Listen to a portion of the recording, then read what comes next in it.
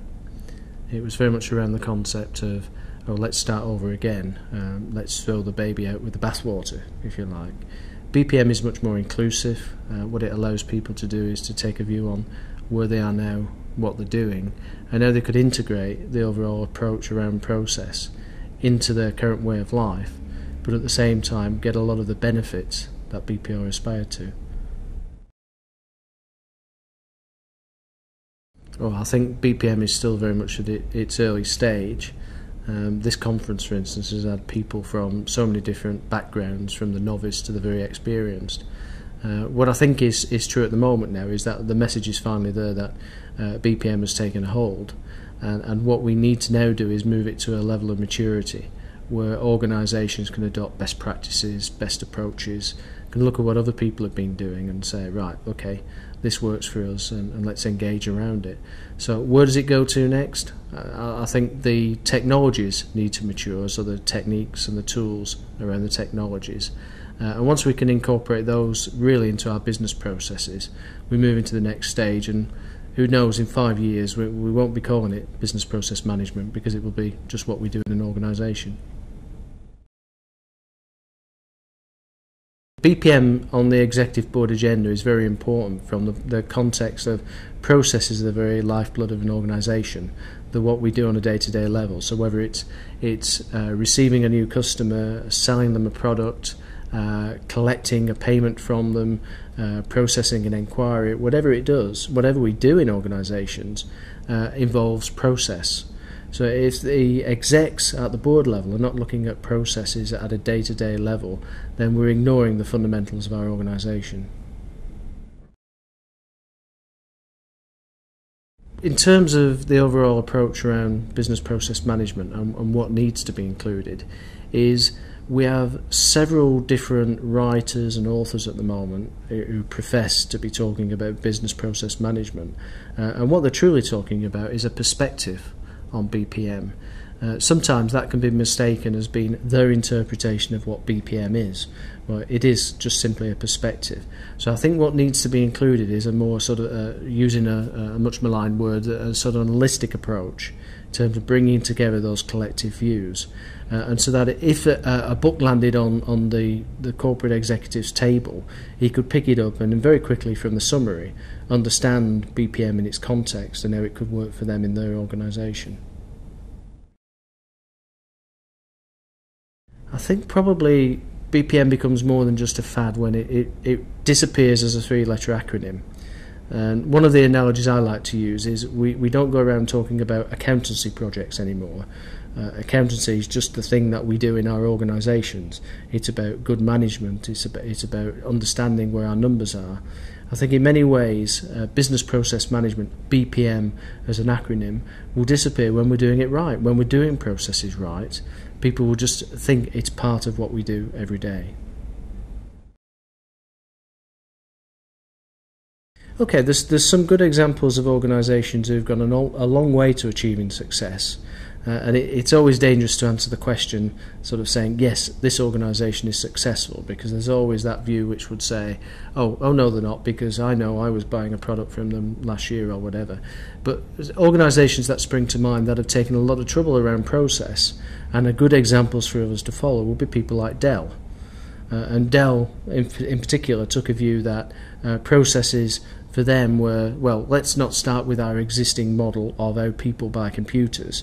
In other words, they go in the sales room, they make an inquiry, they buy a product from a retailer, the retailer has a link with the wholesaler has a link with the supplier. Dell took a view and said, let's make this as simple as possible and look at it from the customer's eyes. And accordingly they designed their processes so that you can indeed go on the internet, configure the machine that you want, order it on the internet, actually pay for it physically there and then 2 or 3 days later, bingo, it's delivered at the door. So Dell are a good example. Other organisations may include certain aspects of process thinking and change, include people like IBM, Cisco have gone a long way to doing that. In the UK retail sector, we have good examples of Tesco's rethinking their processes and deploying good processes, approaches and techniques. But as to whether any organisation is completely and truly process-centric, on a large scale you'd probably be hard-pressed to find one at the moment. On a local scale, there's some good examples. I think business process management is a journey. It's not actually an end in itself. So what comes next is, who knows what new innovative technologies will come along, what different ways of management thinking there are going to be. We only have to wind the clock back 20 years and think about how we managed and how we delivered service and what our own expectations of customers are now. And we're tending to drive that change in organisations. So what comes after BPM is largely going to be determined by our customer motivation and our buying capability and ability. What do we want to see next, and how do organisations need to work with us to deliver those services?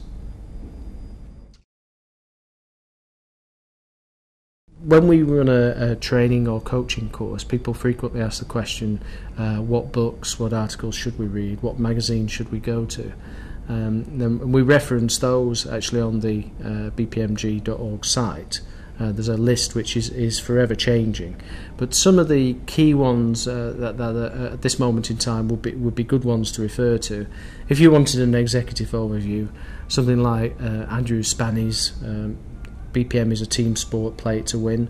That's a terrific book for reading if you've got 2 or 3 hours to spare, and it's a good book if you're getting on a flight and you're a senior executive and you need something to pass the time which isn't too heavy.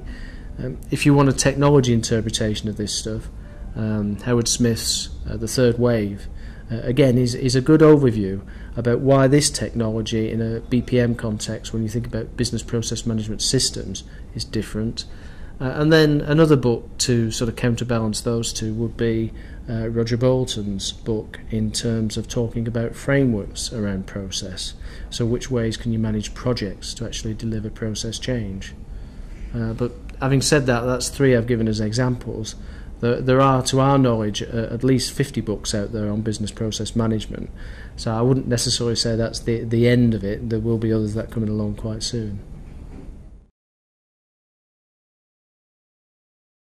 Major changes in BPM. If we thought about business process management as an approach and as a way of doing things, I think the major changes have been is an acknowledgement that some of the techniques and approaches and methods and 3-letter acronyms that have gone before, such as things like TQM, took a particular view of an organisation and precluded other things from that view.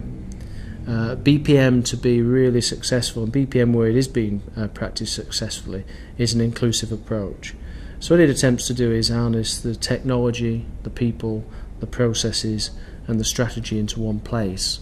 It doesn't necessarily say any one of those things is more important than the other.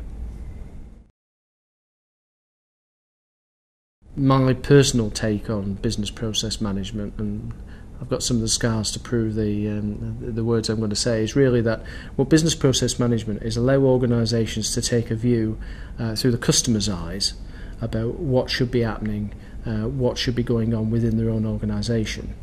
And it's all too easy if you're on the inside of a large organisation, whether it's public or private sector, to have a view which is peculiar your own in terms of the function that you exist within.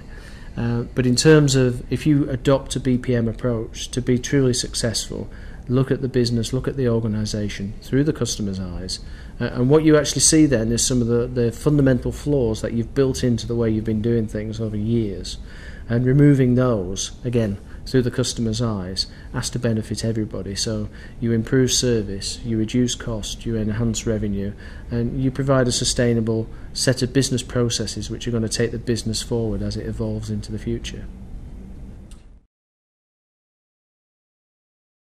I don't know that BPM is different to any other change approach. I think what we're talking about there is an approach which embraces a lot of other techniques. So frequently people might say, oh, we don't do process, we do Six Sigma. And that's an interesting statement in itself, in that Six Sigma is a process approach to the way of doing things. What people need to think about in terms of business process management is those different aspects, the strategy, the people, the processes, the technology, and how they work and fit together. So don't just optimise one. Look at them all as interlinked exchanges. Okay, I think the whole area of business process management is quite an exciting place to be at the moment. There are so many different thought leaders who've got, again, a different perspective on what this stuff is all about. And in terms of people's take on it, there isn't a book you can go to which gives you the definitive answer to what BPM is and how to do it. I think, interestingly, is not to get depressed about that, not to become defeatist about it, but it's to actually sort of say, well, how can I contribute to that discussion? What are we doing in our organisation where we can actually lend more information towards that community of thinking around business process management? And in that way, we can all adopt better practices, we can improve in different ways.